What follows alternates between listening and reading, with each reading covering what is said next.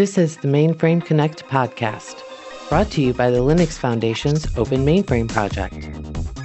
Sponsored by Phoenix Software International and by Infinity, a Converge company. Mainframe Connect includes the I Am a Mainframer series, the Riveting Mainframe Voices series, and other content exploring relevant topics with mainframe professionals and offering insights into the industry and technology.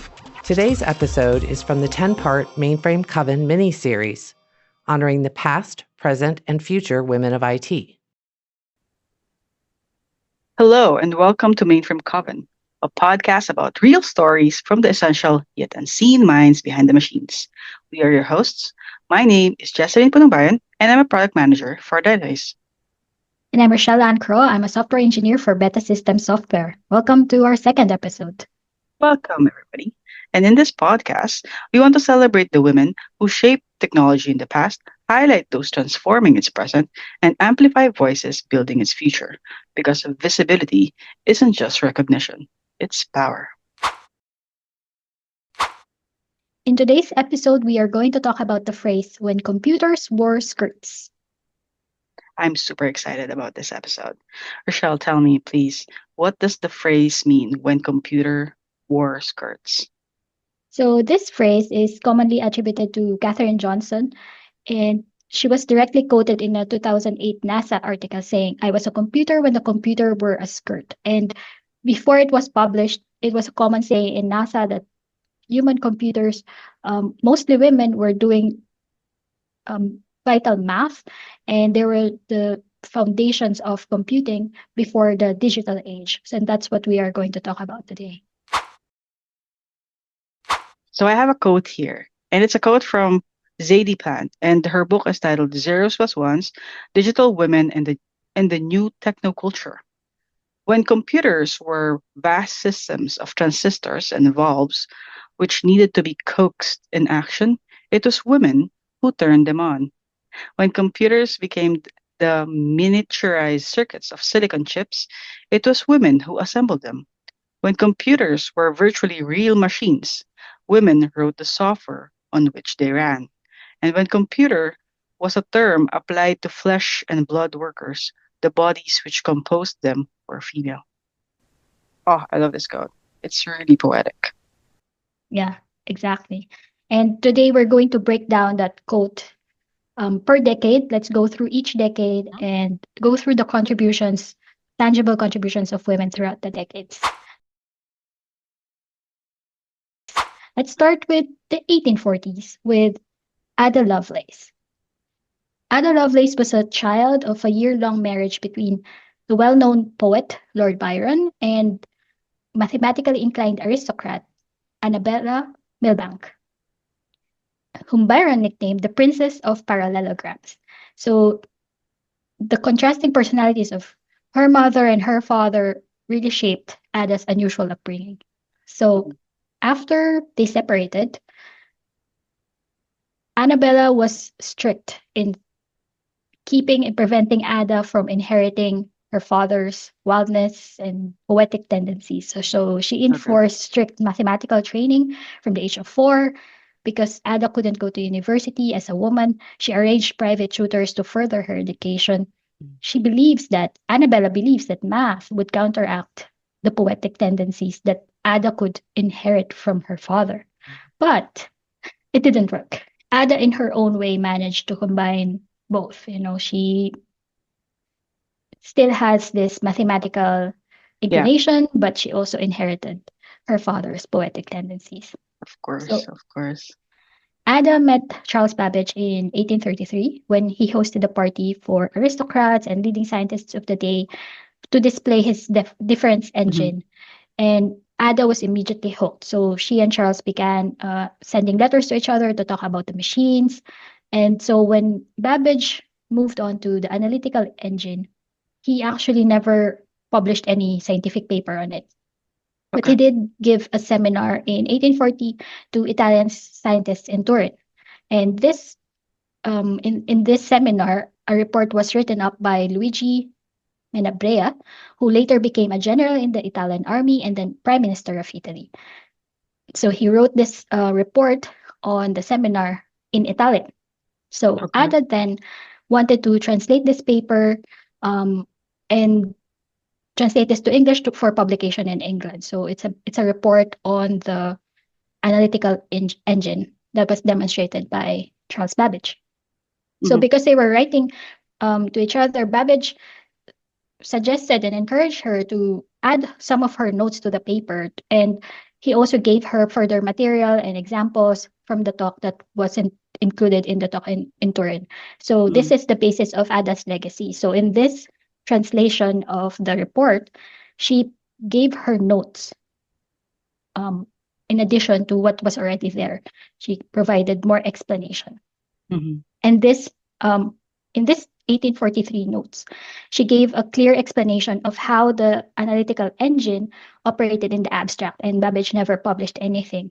And also in these notes, she described a method of using the machine to calculate Bernoulli numbers, and this is often called the first published computer program. So this is where it was first Mm. published. So many letters were going around with some sort of algorithm, but Ada's notes was the first one where it was published. And because she was a Mm. woman, and it's unusual during that time to publish a scientific paper as a woman, she signed the notes only with her initials AAL, Yeah. So that they wouldn't know that she's a woman. just to not to be discredited that it's something that is frivolous, but that this is it for the notes to be taken as is and not to be judged based on Mm-hmm. who wrote that Yeah. note. Based. Okay. So, but can I just ask some questions? So, when Ada met Charles Babbage and she did all of this note taking, she's like a colleague really of Charles Babbage. She's not like a secretary or something like that. She's really No, like so during this time, the leading scientists and of aristocrats always gather in these parties, and some of her tutors are there as well. So they are colleagues, and some of them are her mentors, but they see her as a peer as well, and they see her yeah, as a brilliant mind. yeah, and it makes sense because Charles asked her to put her notes. So Yes, it means that she has a lot of like ideas, yes. really good ideas, and Charles wants to read it or be part of that note. So that's Yeah, really because cool. because Babbage couldn't articulate as well as she can how the machine operates in an abstract way. He knows how the machine works. Of course, he built the machine, but how it can be used, I think that was Ada's perspective. The significance of that note is summarized in this quote from Lovelace and Babbage and the creation of the 1843 notes. It is this fundamental transition from a machine, which is a number cruncher, to a machine for manipulating symbols, according to the rules that is the fundamental transition from calculation to general purpose computation. That transition was made explicitly by Ada in that 1843 paper. Yeah. So before Ada gave this note, the machine was fundamentally just a number cruncher. But Ada looked at it and said, we can use this for general purpose computation. And I think that Mm, is Ada's legacy.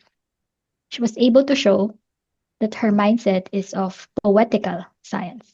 mm, She was able to see a vision of how this yeah. technology can be used by individuals, by society, and we can collaborate on it.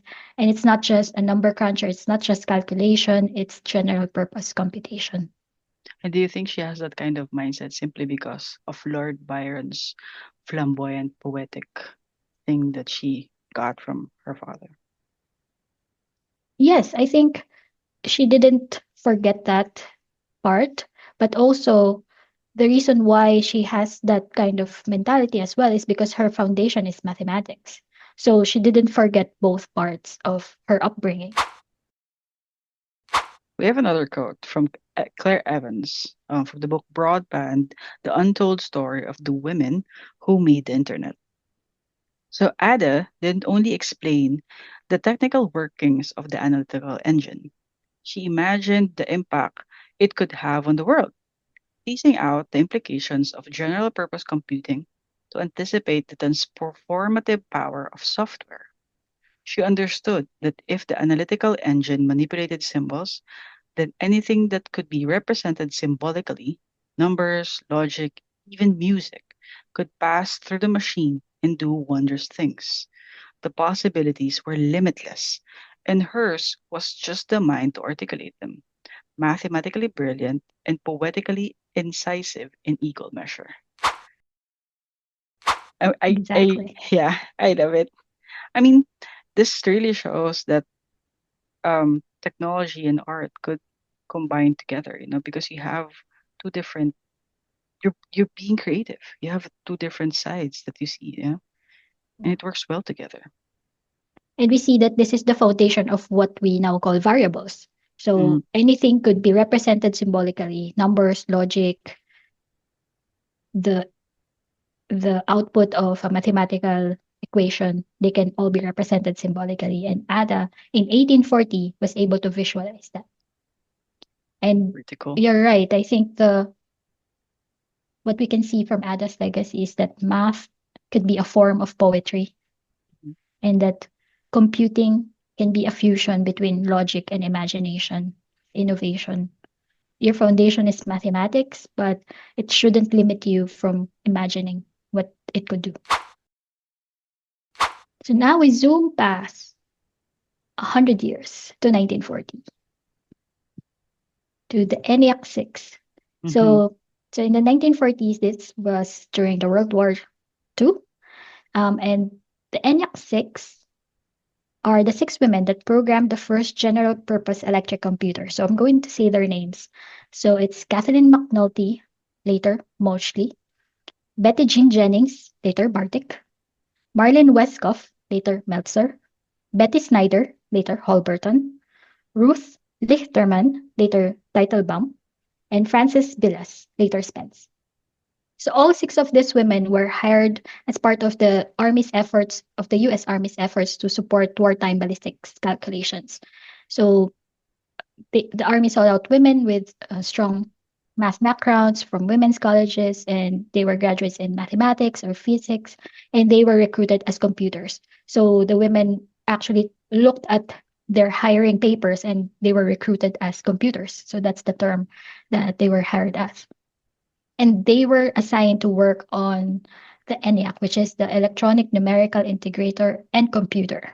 So it was still under development.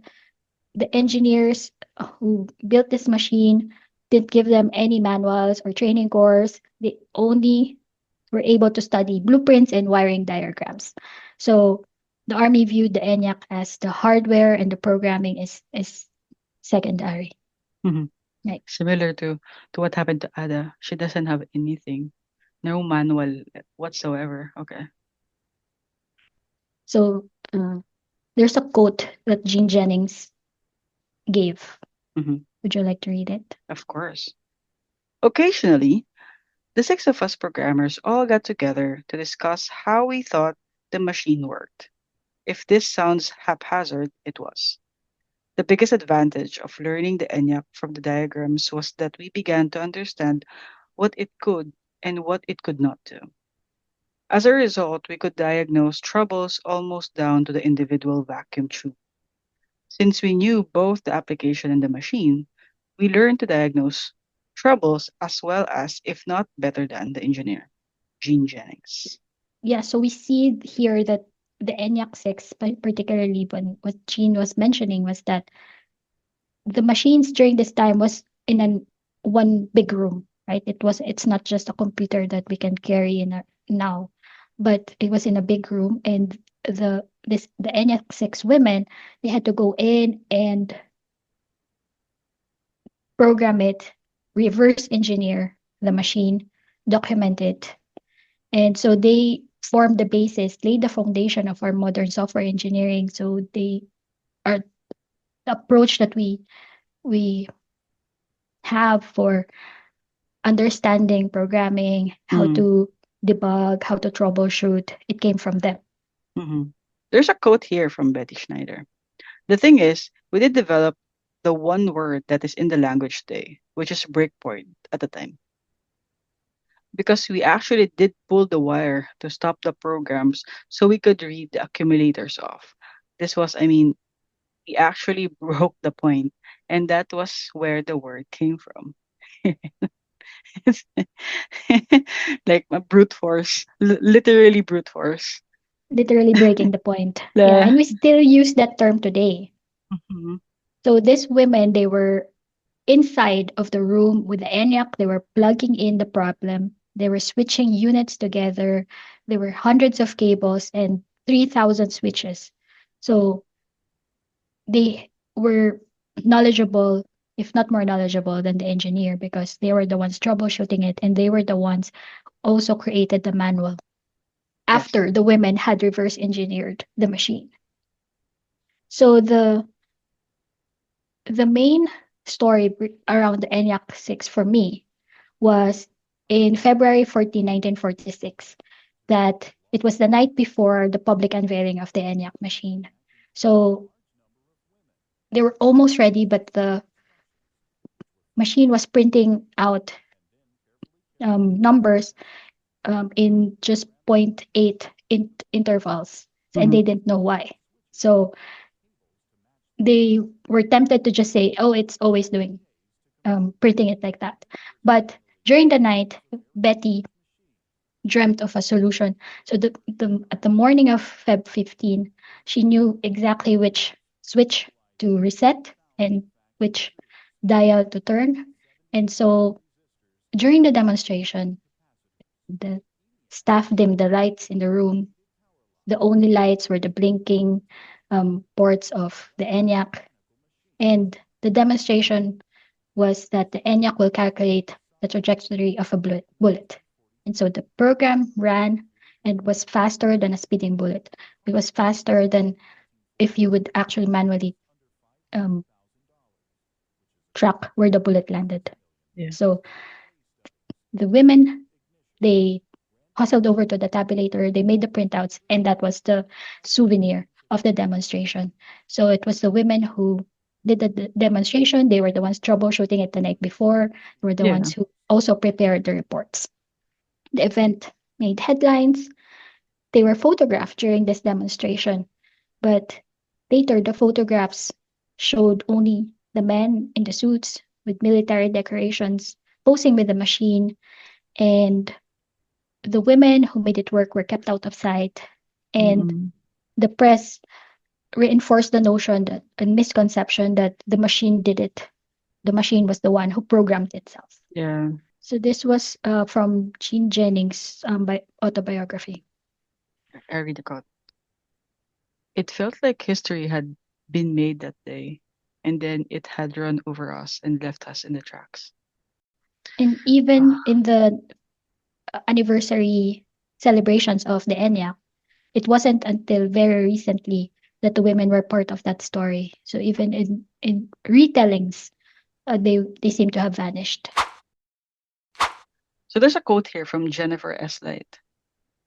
Women seem to have vanished from the ENIAC story, both in text and photographs.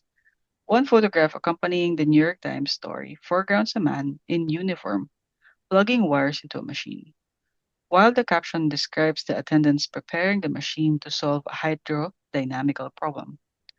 The figures of two women in the background can be seen only by close scrutiny. Thus, the press conference and the follow-up coverage rendered invisible both the skilled labor required to set up the demonstration and the gender of the skilled workers who did it. I think that summarizes it. Like they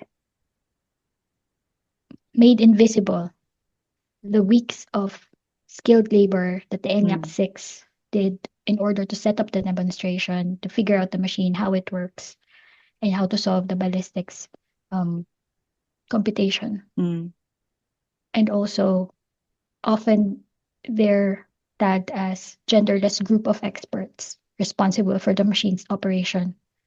And only the names of Mochley, Eckert, and Goldstein, the men who built the hardware, was mentioned mm, in the press. I think what I want to highlight in this 1940s women were that they really laid the foundation for modern software engineering.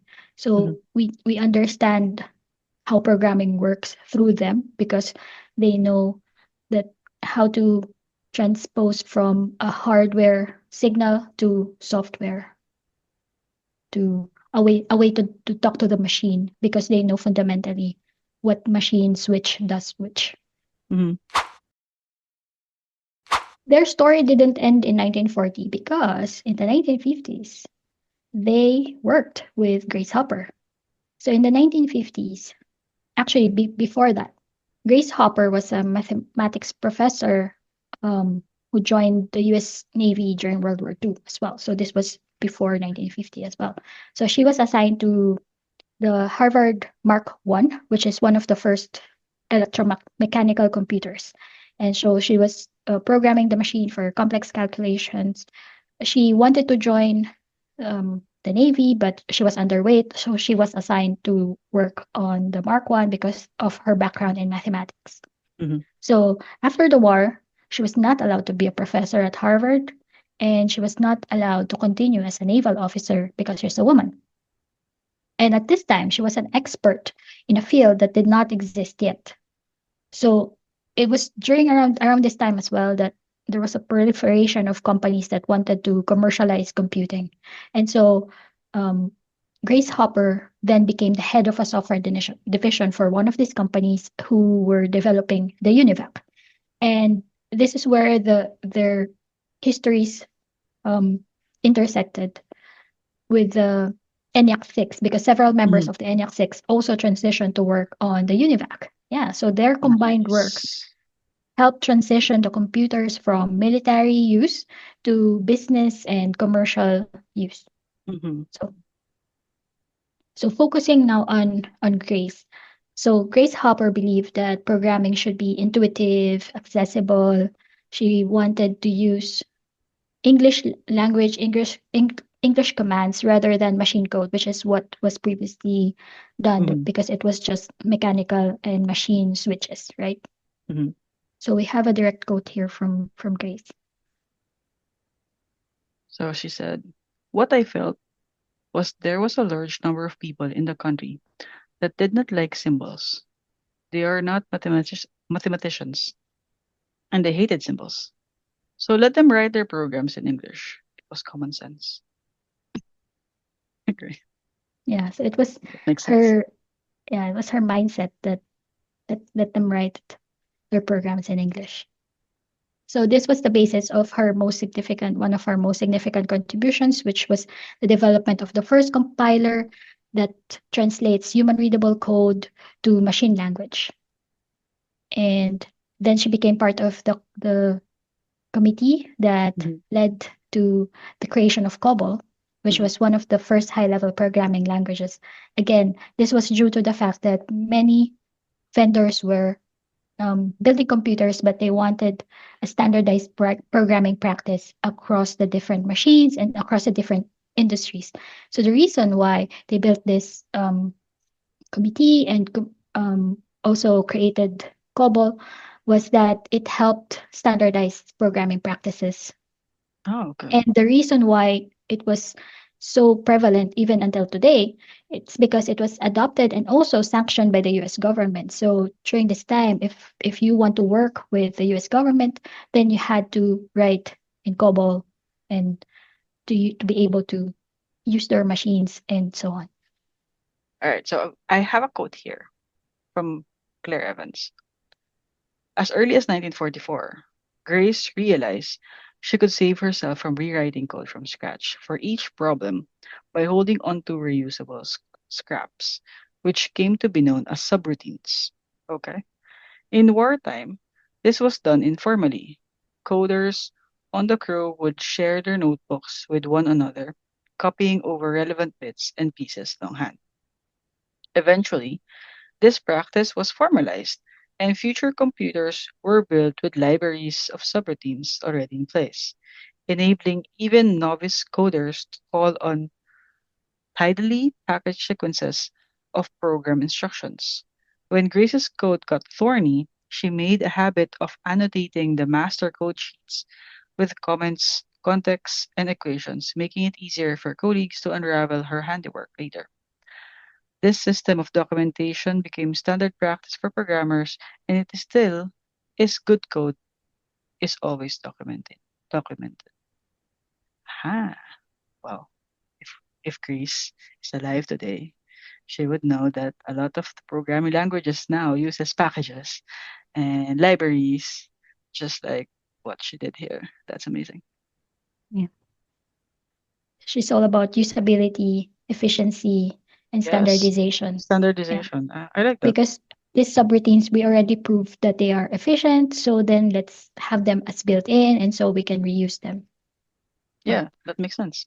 and there's also a thinking of future coders, right? Novice coders. They don't have to Yeah. rethink everything from scratch. In one of the documentaries that I watched about Grace, she has been described as disruptive. She's ahead of her time. She has humor. She has sarcasm. She's charming. She can be friendly to get her own way. In one of the first instances of a bug being found because one moth was able to go into the an open window in the room where Univac was. The week after that, she bought plastic moths and put them in many places, and there was a panic because they thought the moths were coming to the machine. So she was very humorous, and it people love that about her. And she's a trailblazer, but she never admitted that the trail needed to be blazed. Hmm. She was named Man of the Year, and it didn't bother her. Her boss said that Grace was a good man, and it didn't bother her. So it's she has a very different mindset during this time in the 1950s. She also had a backwards clock in her office because she said there's no reason it has to go one way. So I think what I get from her mindset is that she was challenging conventions, she was challenging norms. She's saying we don't have to do it this way. We don't have to always do it this way. Yeah. She's not being stubborn, she's not being rebellious, but she knows that hey, maybe we can find a better way. We cannot be stuck doing things one way. I Yeah. think that's one thing we can learn from Grace. And that brings us to the 1960s with Katherine Johnson's NASA article, which we read earlier. So the quote says, "My dad taught us, you are as good as anybody in this town, but you're no better. I don't have a feeling of inferiority. Never had. I'm as good as anybody, but no better." We wrote our own textbook because there was no other text about space, she says. We just started from what we know. We had to go back to geometry and figure all of this stuff out. And as much as I was in the beginning, I was one of those lucky people. I think that mindset of I'm as good as anybody but no better, that sense of I it's not in my Mm, mentality to say I'm not equal. So I mm, think these women they were forging ahead because mm, they know that their skill is mhm. as needed, their skill is as valued as their peers and their colleagues. Yeah. And they don't have a feeling of inferiority, but they also don't have a feeling of superiority. And They let this is what we always say as well. Like each and every one of us has their own expertise, Mhm. and we can share something. We can contribute something because we know something that other people don't. All right. Yeah. Yeah, so in the 1960s, when at during Katherine Johnson's time, so women were essential to computing at NASA, IBM, the U.S. Census Bureau. So as we saw Mm, we talked about in Hidden Figures, so Dorothy Vaughan trained herself and her staff in Fortran. Mary Jackson became NASA's first black female engineer, and Katherine Johnson helped in the calculations that helped land Apollo 11 on the moon. So during this time, there was a swell of women. Up until that time, from the 1940s to 1960s, more and more women were joining um, computing. The mainframe era was booming, and women were there mhm. till 1960s. Oh, that's pretty cool. I mean, they have been hiring a lot of women, and women have been programmers around this time. But what happened? I mean, nowadays, there's a scarcity of women in programming. Where are they Yeah. now? Yeah, I'm glad you asked. So in the 1940s, 1950s, and the 1960s, computers who are women were gaining prestige. So it's because they were being the computing power is being used in defense, aerospace, military, and even commercial applications, right? So there came a software crisis Mm, because systems were unreliable and there were bugs. So in 1968, um, experts convened in the 1968 NATO Science Committee to address the software crisis. So the conference aimed to rebrand software programming, software engineering as a rigorous scientific discipline. So they coined the term software engineering in that conference. okay. And its aim is to instill order and respectability. So during this time, during this conference, they did say what software engineering should be or should look like. It's not just a metaphor, but they want to establish the identity for the field. So previously it was in relation to the hardware, but they want here to establish software engineering as its own discipline, right? Okay. As its own profession. And so they want to assert social authority, a shift towards a more masculine elite image. So Hmm. I like the quote from Nathan Enspenger here in Making Programming Masculine. I can read it. Computer programming began as women's work. It had to be made masculine. Why? It didn't need to be, but it means that it wasn't natural. It began as women's work. Women were the foundation as we've established in the decades, right? So it's what we have now, it wasn't masculine. It was made to be masculine. It was designed to be that way. And Hmm. the shift started in the 1968 NATO Science Committee. So there's a evaluation of the job and they made it masculine. It it's a deliberate gatekeeping mechanism. What happened in that conference? So prior to the conference, the historical pattern was that low status occupation, with the exception of those with those that require physical strength, are feminized, right? Clerical and so on. So for example, in the ENIAC 6, the telephone switchboard like appearance of the ENIAC with plug panels and switches, it says to people who are watching that these are machine operators and programming is handicraft. It's not science, it's feminine, it's not masculine, it's mechanical, it's not intellectual. And it goes back to um, the notion that computer programming was being seen as too artistic. Okay. And there's a backward um, sensibility to it. Maybe you can read the quote. Maybe that's better. So this quote is from Nathan Ensmenger from the book The Computer Boys Take Over. When participants at the NATO Conference on Software Engineering in 1968 portrayed computer programming as being too artistic, they were using the word as a rhetorical device for contrasting its backward craft sensibilities with the types of the theoretical foundations and practical disciplines that they believe characterize the established branches of engineering. Note that the appeal here is to the tradition of the artisan or craftsperson, which is a masculine identity, rather than to the potentially effeminate artsy type. Yeah. So they were seeing that the programming is becoming a black art. It's art. It's not science. That it's backward. In contrast to what we said about Ada Lovelace, that she was Mm, able to combine math and poetry and art. yeah.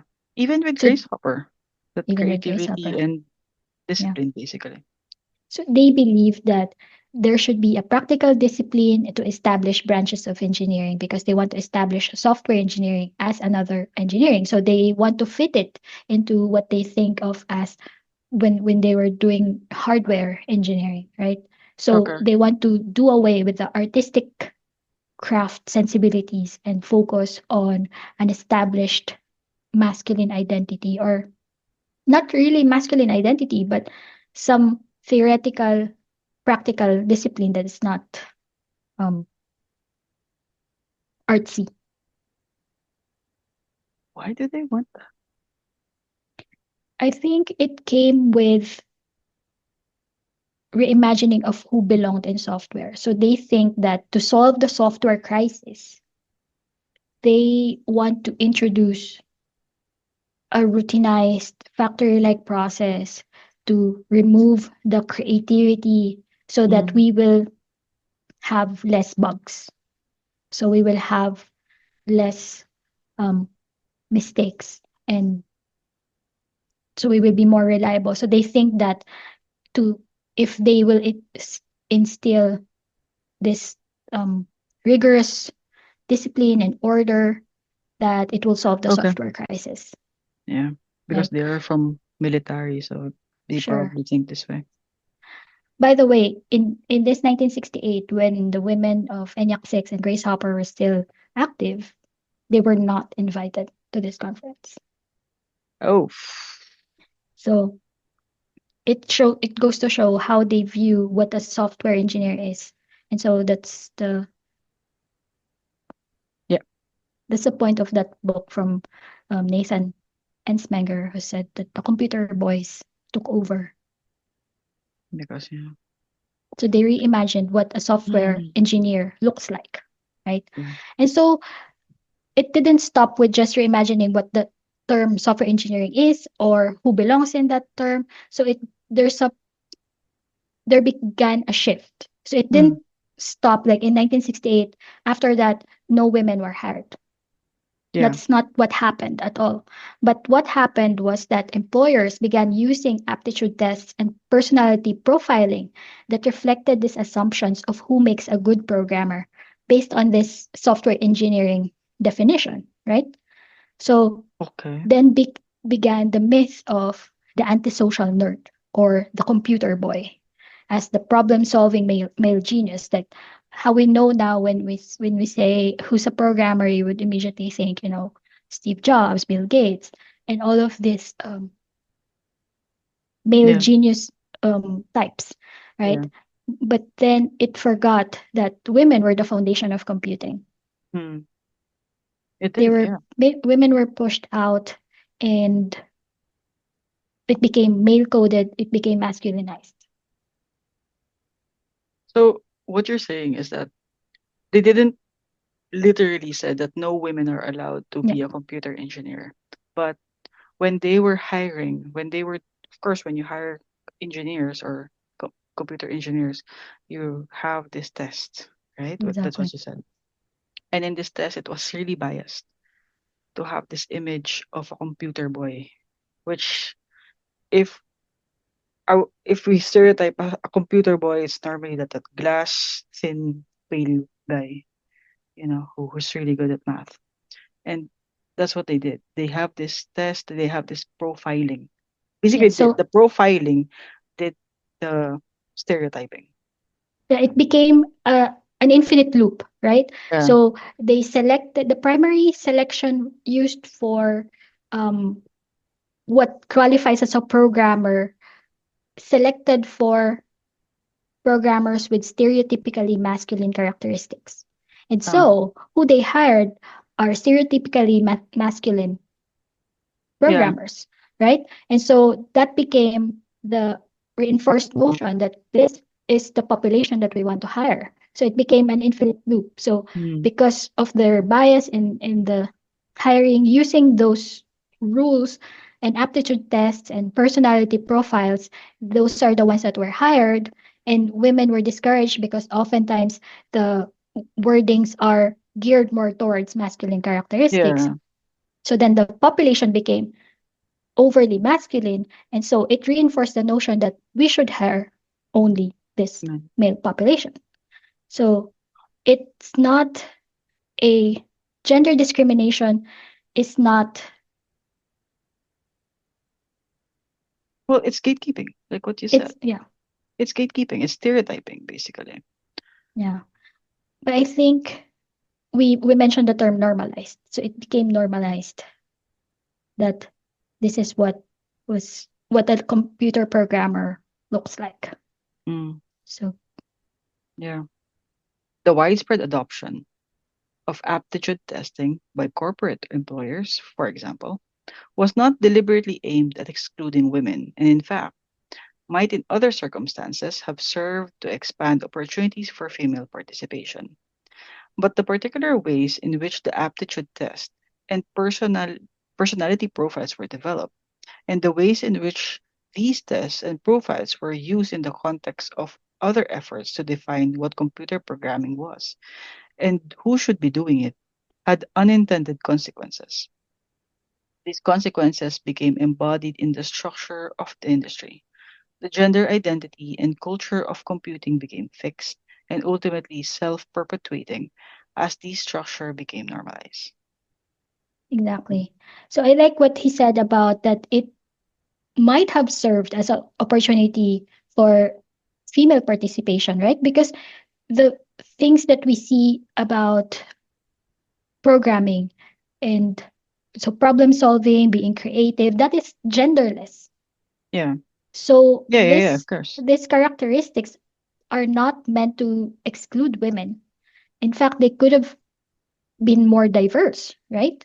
But it was the corporate employers and the aptitude testing profiling that was done was became a self-perpetuating notion of who should belong in that Yeah, industry. yeah, And then it became normalized. So now we yeah. have this image of the computer boy. What I got from all of this is that there was an institutional barrier, but this exclusion is not accidental. It was by design. It was designed to be Mm, like that. yeah, So credentialism, the culture of having that myth of what a software engineer looks like, it has roots in a systemic um, gatekeeping that was done years before. In 1968, there was the conference, but it didn't stop hiring women until the 1980s. Also, when personal computers became more mainstream, right? yeah. And there are many more factors that affect that. But I think what I got from this research was that the system was designed to gatekeep, Yeah. and they were engineered to have this gap of who belongs and what gender is should be doing which Should you? job, Yeah. right? And the only hope is that if this was engineered, then it could be Very re-engineered. easy. Yeah, If it was designed to be that way, then it could be redesigned, right? Rochelle. So much has changed since the days when the computer wore skirts. In 2025, what feels most relatable about the stories that we've heard today? Yeah. So the computer nowadays are machines and skirts are optional, but I do feel that there's still bias that is with us. And what I'm holding on to is one of Grace Hopper's most famous quotes. She says often, the most dangerous phrase in the language is, we've always done it this way. Hmm. And so if the gatekeeping was designed, we can redesign it. And I'm also holding on to the fact that what Katherine Johnson said, I am not inferior and I'm also not superior. I'm equal and I'm going to act as if I'm equal and my skills will speak for itself. For me, How about you? for me, one of the most relatable is like in terms of diversity, not just through diversity in terms of, the community, including women or including the marginalized group of people, but in terms of diversity in thinking. I really relate with Ada Lovelace or with Grace Hopper as well. That art and science can blend together, and there's a benefit if you do that, because you are able to be creative in your thinking, be creative in a way that you research and develop your software. And with this kind of mindset, once you embrace creativity, it it expands a lot of opportunities. It gives you a lot of choices. You can think of different ways on how to solve a single problem. It's not just like one thing. It's not black and white. And that's what's relatable. I mean, with all the stories that you've told me today, that's the most relatable for me. Well, thank you for joining us, and I hope you learned something today. Join us next time. You will find all the links and resources we mentioned today in the show notes. Follow, rate, and subscribe wherever you get your podcasts. Thank you. Thank you for tuning in to the Mainframe Connect podcast and this episode in the Mainframe Coven 10-part mini-series sponsored by Phoenix Software International and Vicom Infinity, a Converge company. Like what you heard? Subscribe to get every episode or watch us online at openmainframeproject.org. Until next time, this is the Mainframe Connect podcast.